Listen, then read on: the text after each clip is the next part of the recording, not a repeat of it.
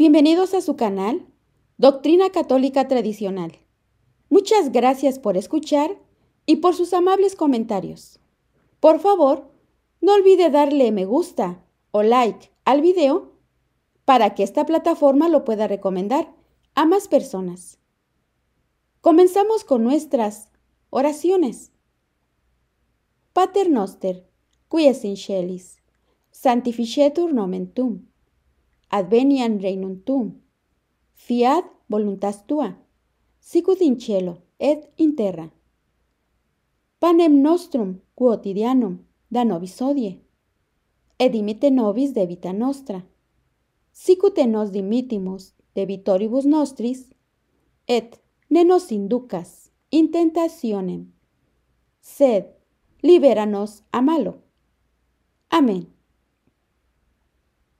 Ave María, gratia plena, Dominus tecum, benedicta tu in mulieribus, et benedictus fructus ventris tui, Iesus. Sancta María, Mater Dei, ora pro nobis peccatoribus, nunc et in hora mortis nostre. Amén. Sancte Michael Arcángelum, defende-nos in prelio. Contra nequitiam et insidias diaboli esto presidium. Imperet illi Deus, supplices deprecamur. Tuque, princeps militia celestis, Satana maliosque spiritus malignos, qui ad perditionem animarum pervagantur in mundo. Divina virtute in infernum detrude. Amén. Cor Iesus sacratitium, miserere nobis. Cor Iesus sacratitium, miserere nobis. Cor Iesus sacratitium, miserere nobis. Continuación del libro Catecismo Católico de la Crisis de la Iglesia, por el autor, el Padre Matías Gaudrón, de la Fraternidad Sacerdotal de San Pío X. Capítulo 8. El sacerdocio católico. Parte 1. Veamos. Primer pregunta. ¿Qué es un sacerdote católico? Un sacerdote católico es el ministro en la tierra del sacerdote eterno, Jesucristo, único mediador, pontífice, que hace de puente entre Dios y los hombres. Mediante la ordenación sacerdotal, participa de sus poderes. Solo él puede celebrar válidamente el sacrificio de la misa, perdonar los pecados, bendecir y consagrar. Por tanto, no es solamente el presidente de una asamblea. Posee facultades que el simple fiel no posee. Por eso, solo a los apóstoles, y no a todos sus discípulos, dijo Cristo lo siguiente: haced esto en memoria mía. Evangelio de San Lucas, capítulo 22, versículo 19. ¿Dónde puede encontrarse una definición del sacerdocio? La epístola a los Hebreos enseña lo siguiente: porque todo sumo sacerdote es tomado de entre los hombres y está constituido en favor de los hombres, en lo que se refiere a Dios, para ofrecer dones y sacrificios por los pecados. Hebreos capítulo 5, versículo 1. Por tanto, no es solamente el presidente de una asamblea. Posee facultades que el simple fiel no posee.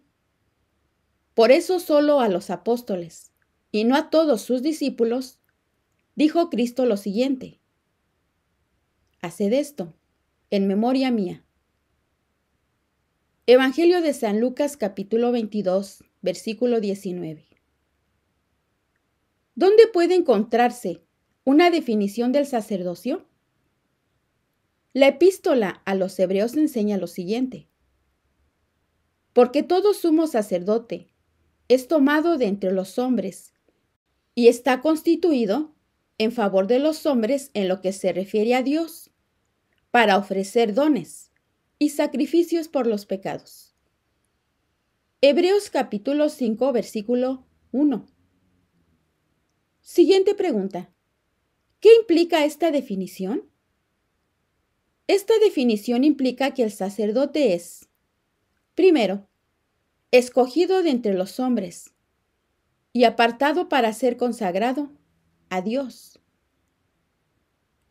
Segundo, establecido a favor de los hombres y por tanto, encargado de una función pública, que es la relación de los fieles con Dios.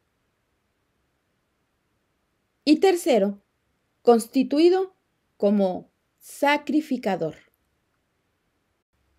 Siguiente pregunta. ¿Es el sacerdote, por tanto, esencialmente un mediador? Sí, el sacerdote es esencialmente un mediador, un intermediario entre Dios y los fieles. Por tanto, es absurdo pretender, con Lutero, que todos los fieles son sacerdotes. ¿Cuál es la función más importante del sacerdote? El sacerdote es ante todo el hombre del sacrificio, como indica la epístola a los Hebreos. Ahora bien, no hay más que un sacrificio válido en el Nuevo Testamento. Y cito, el de nuestro Señor Jesucristo, que el sacerdote tiene la posibilidad de ofrecer en su nombre, en tanto que ministro, al celebrar misa. El sacerdote es, ante todo, el hombre de la misa. ¿Dónde se encuentra recogida esta verdad? En el rito de ordenación, el obispo le dice al nuevo ordenado, al darle el cáliz y la patena, lo siguiente: recibe el poder de ofrecer a Dios el sacrificio y de celebrar la misa tanto para los vivos como por los muertos. Entre paréntesis, Pontifical Romano. ¿Por qué insistir tanto sobre este vínculo entre el sacerdote y el sacrificio? Bien, el sacerdocio católico ha padecido desde el Concilio Vaticano II una auténtica crisis de identidad. Muchos sacerdotes no saben para qué han sido ordenados. No se puede salir de esta crisis si no es insistiendo sobre lo esencial.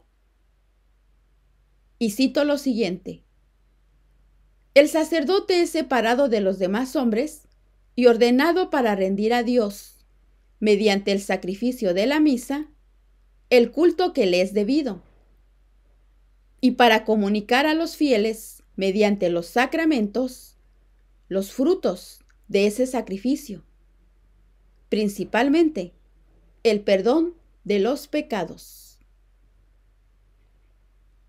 Siguiente pregunta. ¿Cómo puede el sacerdote perdonar los pecados? El poder de perdonar los pecados le fue conferido por Cristo a los apóstoles y a sus sucesores tras su resurrección. Y cito lo siguiente: Jesús les dijo otra vez: la paz con vosotros. Como el Padre me envió, también yo os envío. Dicho esto, sopló y les dijo: recibid el Espíritu Santo. A quienes perdonéis los pecados, les quedan perdonados. A quienes se los retengáis, les quedan retenidos. San Juan capítulo 20, versículos 21 al 22. ¿Quién ataca hoy al sacerdocio católico? Lamentablemente, el sacerdocio católico es atacado en el seno mismo de la Iglesia y por sacerdotes. Un sacerdote, el padre Pech, no duda en escribir lo siguiente: muchas cosas que hoy nos parecen evidentes eran desconocidas para las primeras comunidades cristianas. No había papa, ni obispos, ni sacerdotes, ni órdenes mayores, ni órdenes menores. No existía un vínculo entre la validez de la misa o de la absolución y ciertas órdenes. ¿Son nuevos estos ataques contra el sacerdocio católico? Estas afirmaciones heréticas no tienen nada de original, porque los protestantes ya decían lo mismo en el siglo XVI. El Concilio de Trento condenó solemnemente sus errores. Y cito lo siguiente: si alguno dijere que el orden, o sea, la sagrada ordenación, no es verdadera y propiamente sacramento, instituido por Cristo Señor, o que es una invención humana, excogitada por hombres ignorantes de las cosas eclesiásticas, o que es solo un rito para elegir a los ministros de la palabra de Dios y de los sacramentos, sea anatema. Si alguno dijere que en la Iglesia Católica no existe una jerarquía instituida por ordenación divina, que consta de obispos, presbíteros y ministros, sea anatema. Siguiente pregunta: ¿tiene el Concilio Vaticano II alguna responsabilidad en la actual crisis del sacerdocio? El Vaticano II contribuyó a la crisis del sacerdocio al insistir exageradamente sobre el sacerdocio común de los fieles. Es falso que todos los cristianos participen por el bautismo en el sacerdocio de Cristo. La expresión participar en el sacerdocio de Cristo puede referirse a dos cosas muy distintas. La primera, beneficiarse de los efectos de ese sacerdocio, que es el poder incorporarse al sacrificio de Cristo para ser ofrecidos con él y recibir los frutos de ese sacrificio. Es una participación principalmente pasiva, que no implica sacerdocio alguno, en el sentido estricto del término. Y segundo, ejercer como ministro ese sacerdocio significa poder ofrecer realmente el sacrificio de Cristo y transmitir sus frutos. Es una participación activa que es la del sacerdote en sentido estricto. Siguiente pregunta: ¿forma parte de la doctrina tradicional esta distinción entre la participación activa y la participación pasiva en el sacerdocio de Cristo? Bien, Santo Tomás de Aquino explica que el sacramento del bautismo, entre paréntesis, faculta para el culto divino en calidad de miembro pasivo del sacerdocio de Cristo, mientras que el sacramento del orden sacerdotal faculta para el culto en tanto que miembro activo del sacerdocio de Cristo. ¿No hay entonces ninguna actividad propia de los fieles? Los fieles deben prepararse activamente para unirse al sacrificio de Cristo, trabajando por sacrificarse ellos mismos. Tienen pues una actividad importante que ejercer, pero no es la del sacerdote. Son pasivos respecto al acto esencial del culto divino, que es el sacrificio de Cristo.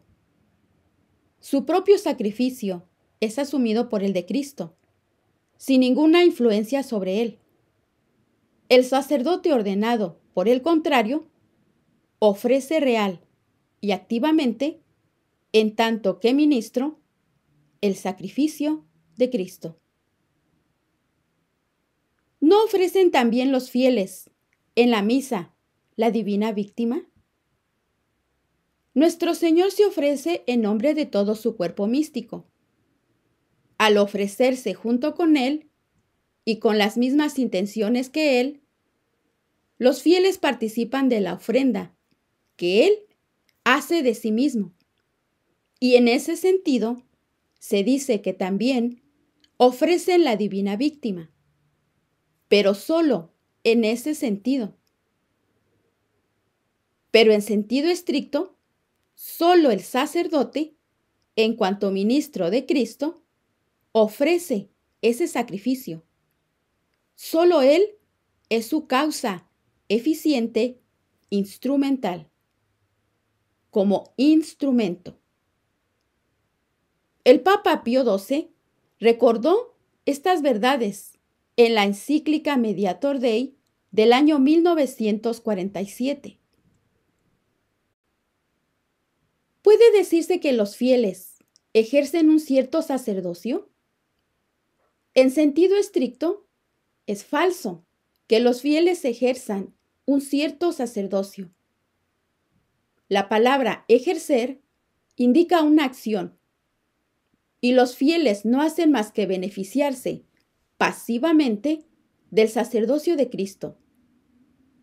Sin embargo, a veces se puede hablar con imágenes. Se dice, por ejemplo, de un hombre valiente que es, entre comillas, un león, o de un cristiano que vive ascéticamente, que es un auténtico monje. Es una forma de hablar que no es falsa, a condición de ser entendida como lo que es: una simple forma de hablar, una metáfora, una imagen, y no una definición exacta. Lo mismo sucede con lo que a veces se denomina el sacerdocio de los fieles. Puesto que todo cristiano es llamado a rendir un cierto culto a Dios y a hacer sacrificios, entre paréntesis, que deben insertarse en el de Cristo, puede decirse, bajo ese punto de vista, que actúa como un sacerdote. ¿No tiene un fundamento en las Sagradas Escrituras el sacerdocio de los fieles? El sacerdocio de los fieles tiene como fundamento algunos textos de las Sagradas Escrituras que son precisamente metáforas. Así, San Pedro compara a los cristianos con piedras vivas de un templo y aún, entre comillas, sacerdocio real de rey. Son imágenes expresivas, pero solo imágenes, como sugiere el contexto. ¿Cómo insistió exageradamente el Vaticano II en el sacerdocio común de los fieles? Bien, el Vaticano II insistió exageradamente en el sacerdocio común de los fieles, en el plan mismo de su constitución, Lumen Gentium, sobre la Iglesia. Antes de hablar de la jerarquía y del sacerdocio en sentido estricto, la Constitución Conciliar trata del, entre comillas, pueblo de Dios y de su sacerdocio universal, en el capítulo 2. Solamente después, en el capítulo 3, al hablar de las vocaciones particulares y de las funciones en la Iglesia, trata del sacerdocio ministerial como de una forma especial del sacerdocio universal, del cual el laicado, en el capítulo 4, sería también otra forma particular. Siguiente pregunta. ¿Qué significa este orden de exposición escogido por la Lumen Gentium?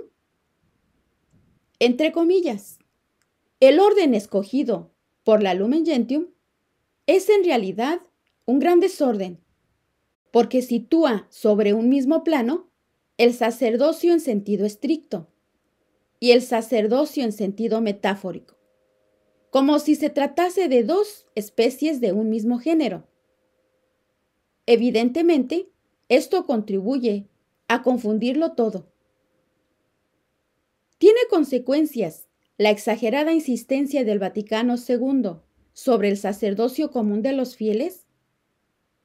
La insistencia exagerada del Vaticano II sobre el sacerdocio común de los fieles fue resaltada en todo el mundo por medio de la enseñanza y la predicación, y también mediante la nueva misa del año 1969, el nuevo Código de Derecho Canónico, año 1983, y el nuevo Catecismo, año 1992.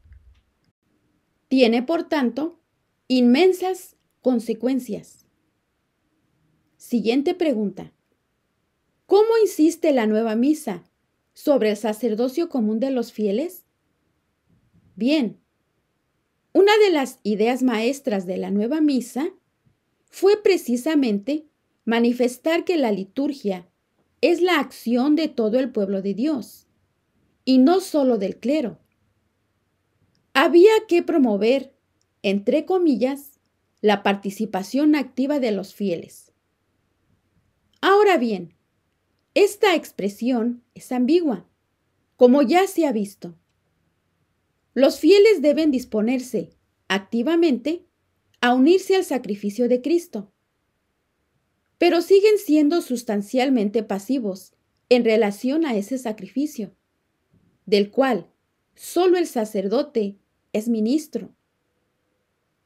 De hecho, en lugar de favorecer la participación espiritual y sobrenatural de los fieles, la nueva liturgia insiste sobre su participación exterior y les confía funciones en otro tiempo reservadas a los ministros consagrados, como las lecturas, etc. El sacerdote es más un delegado y un animador de la asamblea que un ministro de nuestro Señor Jesucristo. ¿Favorece este error el nuevo catecismo? El nuevo catecismo de la Iglesia Católica, año 1992, retoma las ideas del Vaticano II. Afirma también lo siguiente: toda la asamblea es liturgo, cada cual según su función. En el numeral 1144. La palabra liturgo es griega, y en la liturgia bizantina solo se ofrece al obispo, al sacerdote y al diácono, nunca a la asamblea.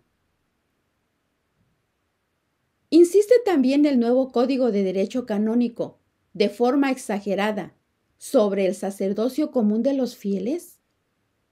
El nuevo Código de Derecho Canónico, año 1983, es presentado por Juan Pablo II como un gran esfuerzo para traducir en lenguaje canónico la doctrina misma de la eclesiología conciliar, y en particular la doctrina según la cual todos los miembros del pueblo de Dios, cada uno según su modalidad, participan en la triple función de Cristo. Las funciones sacerdotal, profética y real. ¿Cómo se traduce en la práctica, en el nuevo código, esta insistencia sobre el sacerdocio común de los fieles? El plan del nuevo código, entre paréntesis, como el plan de la Constitución Lumen Gentium, es muy significativo. El código tradicional de 1917, tras un primer libro que presentaba las normas generales, trataba de las personas en su segundo libro, Lo hacía en 3 partes. La primera, los clérigos. La segunda, los religiosos. Y la tercera, los laicos. El nuevo código consagra también su primer libro a las normas generales, pero titula su segundo libro El pueblo de Dios, y ahí trata, primero, de los fieles en general. Segundo, solo después, de la jerarquía. Y tercero, finalmente, de los religiosos. ¿Este cambio en el plan significa realmente un cambio de doctrina? El cambio de plan realizado por el nuevo código está explicado por el Canon 204, justo el primer canon del libro segundo. Y cito lo siguiente: los fieles de Cristo son aquellos que, en tanto que incorporados a Cristo por el bautismo, se constituyen en pueblo de Dios, y que por esta razón, hechos partícipes a su manera de la función sacerdotal, profética y real de Cristo, son llamados a ejercer, cada uno según su propia condición, la misión que Dios ha confiado a la Iglesia para que la cumpla en el mundo. ¿Qué refleja la definición incluida en este Canon 204? Al igual que la Constitución Lumen Gentium, el nuevo código comienza por afirmar que todos los cristianos son sacerdotes, aunque de manera diversa. El sacerdocio ministerial, propio de los sacerdotes, solo sería una modalidad especial del sacerdocio universal. Igualmente, se presenta a todos los cristianos como partícipes del poder de gobierno, función real, etc. Solo después se presenta el papel de la jerarquía como, entre comillas, un servicio prestado a la comunidad. ¿Esta nueva forma de presentar las cosas se opone realmente a la tradición? Basta compararla con las enseñanzas del Papa San Pío X. Y cito lo siguiente: la Iglesia es una sociedad por esencia desigual, es decir, una sociedad que comprende 2 categorías de personas: los pastores y el rebaño, los que ocupan un rango en los diferentes grados de la jerarquía, y la multitud de los fieles. Y estas categorías son tan diferentes entre ellas que solo en el cuerpo pastoral residen el derecho y la autoridad necesarias para promover o dirigir a todos los miembros hacia el fin de la sociedad. En cuanto a la multitud, no tiene otro deber que el de dejarse conducir y, rebaño fácil, seguir a sus pastores. Siguiente pregunta: ¿cuáles son las consecuencias de esta insistencia exagerada sobre el sacerdocio de los fieles? La insistencia exagerada en el sacerdocio de los fieles favorece, evidentemente, la falta de sacerdotes. ¿Qué joven abrazará una vocación tan exigente si no comprende su grandeza? ¿Si no comprende la grandeza del sacerdocio? Los ministros de las comunidades protestantes pueden compararse a los sacerdotes. Entre comillas, los ministros del culto de las comunidades protestantes no son sacerdotes, sino laicos. Esto vale también para las comunidades anglicanas.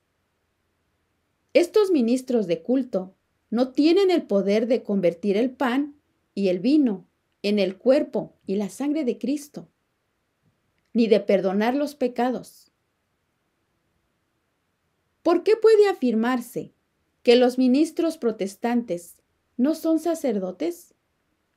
Bien, los poderes sacerdotales fueron transmitidos por los apóstoles a sus sucesores y luego a los obispos y a los sacerdotes actuales. Es lo que se denomina sucesión apostólica. Si esta sucesión se interrumpe una sola vez, como es el caso de los protestantes, los poderes se pierden. ¿Cómo se interrumpió la sucesión apostólica entre los protestantes? La sucesión apostólica se interrumpió entre los protestantes porque dejaron de creer en ella. Al rechazar el sacramento del orden sacerdotal como instituido por nuestro Señor Jesucristo, perdieron la intención de transmitirlo. De hecho, Jesucristo, nuestro Señor, ordenó este sacramento. Los protestantes abandonaron los ritos litúrgicos mediante los cuales se transmite. Siguiente pregunta. ¿También se interrumpió la sucesión apostólica en los anglicanos? Algunos anglicanos creen hoy en el sacerdocio y pretenden haberlo conservado. Sin embargo, el ritual adoptado por el anglicanismo a partir del año 1550 modificaba considerablemente los ritos de ordenación, hasta el punto de dejar de expresar la gracia propia que debían conferir. Así que tales ordenaciones eran inválidas, y como tales, las denunció Roma en aquel momento. Siguiente pregunta. ¿Corrigieron los anglicanos su rito de ordenación? Aunque supongamos que haya habido modificaciones satisfactorias, llegaron en todo caso demasiado tarde. La jerarquía ya se había apagado. Entre paréntesis, nadie da lo que no tiene.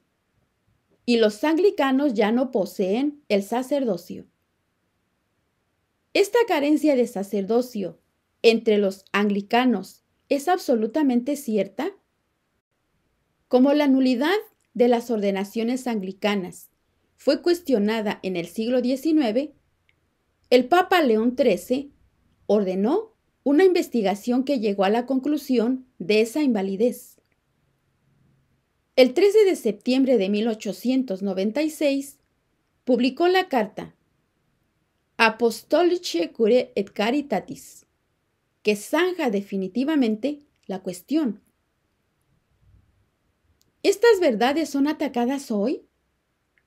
El clima ecumenista que reina tras el Vaticano II ha llevado a atacar de forma escandalosa estas verdades elementales. En la primavera de 1977, 180 eclesiásticos de la diócesis de Rothenburg escribieron una carta, entre comillas, a sus colegas, hombres y mujeres protestantes de la Iglesia Evangélica Württemberg, en la que les reconocían como, entre comillas, eclesiásticos con los mismos poderes y la misma responsabilidad. Es evidente que estos, entre comillas, teólogos ya no tenían una concepción católica del sacerdocio. Siguiente pregunta. ¿Qué concepción del sacerdocio tenían entonces estos eclesiásticos de Rothenburg? Bien, los signatarios de Rothenburg afirman lo siguiente. Haber abandonado una teoría del sacrificio que podía dar la impresión de que el sacrificio de Jesús en la cruz debía ser de nuevo ofrecido y renovado para nuestra reconciliación con Dios.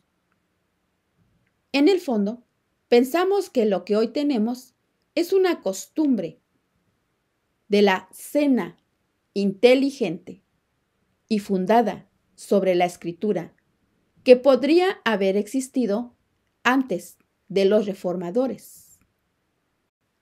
refleja esta declaración? Bien, puede verse bien aquí la relación que une el sacerdocio con el sacrificio de la misa. Quien abandona el sacrificio en beneficio de la cena protestante ya no puede tener una idea precisa del sacerdocio y ya no ve la diferencia entre los presidentes de asamblea católicos y los pastores protestantes. Siguiente pregunta. ¿Fueron sancionados por la jerarquía los firmantes de Rottenburg? Entre comillas, los teólogos de Rottenburg afirmaron herejías típicas. El obispo se contentó con destacar que había ahí un menoscabo de la doctrina católica, pero no tomó ninguna medida. ¿Quién ataca también aquellas verdades? El escándalo es aún mayor si quien ataca esas verdades es el mismo Papa. Es lo que hizo varias veces Juan Pablo II. Al oficiar funciones litúrgicas en compañía de ministros protestantes revestidos de ornamentos sacerdotales o episcopales. En particular, el 29 de mayo de 1982, impartió la bendición al mismo tiempo que, entre comillas, Monseñor Runchi, arzobispo anglicano de Canterbury, ataviado con sus insignias pontificiales. En cuanto al cardenal Ratzinger, el 3 de febrero de 1998 presidió en Hamburgo, entre comillas, unas vísperas ecuménicas, en compañía de un obispo protestante que llevaba la estola